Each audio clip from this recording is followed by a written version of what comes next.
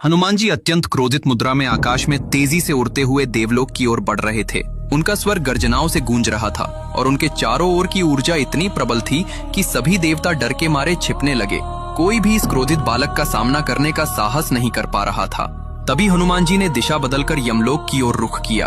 यमलोक के द्वार पर पहुंचते ही उन्होंने गर्जना की और उनकी आवाज सुनकर यमराज अपने दिव्य यमदंड के साथ प्रकट हुए। वो यमदंड जिसकी शक्ति से संसार में कोई भी जीव बच नहीं सकता था, हनुमान जी पर प्रहार करने के लिए उठाया गया। गंधमादन पर्वत की कंदराओं के बीच माता अंजना का कमरे में सन्नाटा पसरा हुआ था।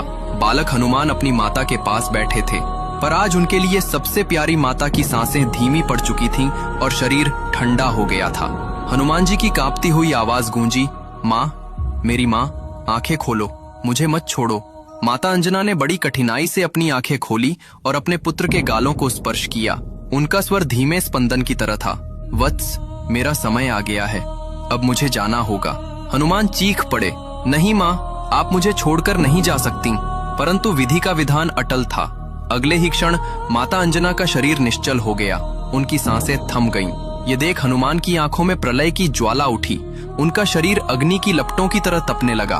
उनके भीतर का रुद्र जाग उठा और उनकी एक चीख से संपूर्ण ब्रह्मांड कांप उठा। किसने मेरी माँ को मुझसे छीनने का साहस किया? कौन है वो जो मेरी माँ को ले गया? क्रोध और पीड़ा से भरा हनुमान खड़ा था। अब वो केवल बालक नहीं बल्कि महाकाल के रूप में प्रकट हो चुका था। उनके भुजाएं फैल गईं, आंखों से बिजली के कौद निकल रहे थे और उनके शरीर का तेज सहस्त्र सूर्यों को भी फीका कर रहा था। हनुमान जी गर्जना करते हुए कहा, यदि मेरी माँ नहीं है तो ये सृष्टि क्यों, ये ब्रह्मांड क्यों? कौन है मृत्यु का स्वामी? अगले ही पल उन्होंने पृथ्वी से इतनी ऊंची छलांग लगाई कि आकाश फट गया। उनकी गति प्रकाश से भी तेज थी। उन्होंने बादलों को चीरते हुए देवलोक की ओर बढ़ना शुरू किया। देवता उनके प्रलयंकारी रूप को देखकर भयभीत होकर छिप गए। इंद्र का सिंहासन डोल गया, वायुदेव सहम गए और कोई भी उस अग्निपुंज का मार्ग रोकने का साहस नहीं कर पाया। पर हनुमान जी का लक्ष्य अब देवलोक नहीं रहा।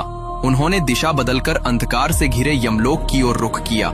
यमलोक के द्वार पर पहुंचते ही उन्होंने गर्जना की कि यमपुरी की नींव हिल गई। कहाँ है मृत्यु का राजा? आज अंजना का पुत्र न्याय मांगने आया है।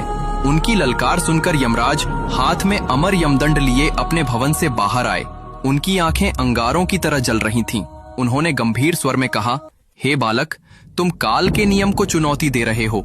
मृत्यु का विधान अटल है, इसे कोई नहीं बदल सकता। हनुमान जी का क्रोध चरम पर था।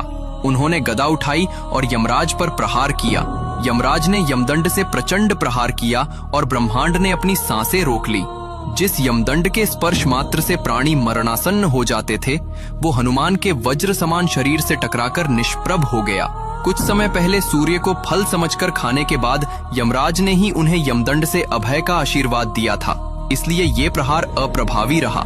हनुमान जी ने कहा, मुझे मेरी माँ वापस दो। पर यमराज के मना करने पर हनुमान ने गदा से ऐसा प्रहार किया कि यमलोक की धरती कांपने लगी। तीनों लोकों में हाहाकार मच गया। ब्रह्मांड का संतुलन बिगड़ने लगा। ये देखकर स्वयं ब्रह्मा यमलोक में प्रकट हुए और बोले, हनुमान, तुम्हारा क्रोध सृष्टि के नियमों को भंग कर रहा है। हनुमान ने उत्तर दिया, मुझे मेरी माँ चाहिए, मेरी माँ वापस करो, मैं चला जाऊंगा। ब्रह्मा ने कहा, ये सृष्टि के नियम के विरुद्ध है, तुम वापस जाओ। हनुमान जी अत्यंत दुखी होकर जोर जोर से रोने लगे। उनके रोने की ध्वनि इतनी प्रबल थी कि तीनों लोग कांप उठे। तभी भगवान विष्णु प्रकट हुए। उन्होंने माता अंजना के प्राण हनुमान को सौंप दिए। जैसे ही माता अंजना के शरीर में दिव्य प्राण लौटे, उनके मुख से पहला शब्द निकला, हनुमान। उस शब्द ने हनुमान जी के क्रोध को शांत कर दिया।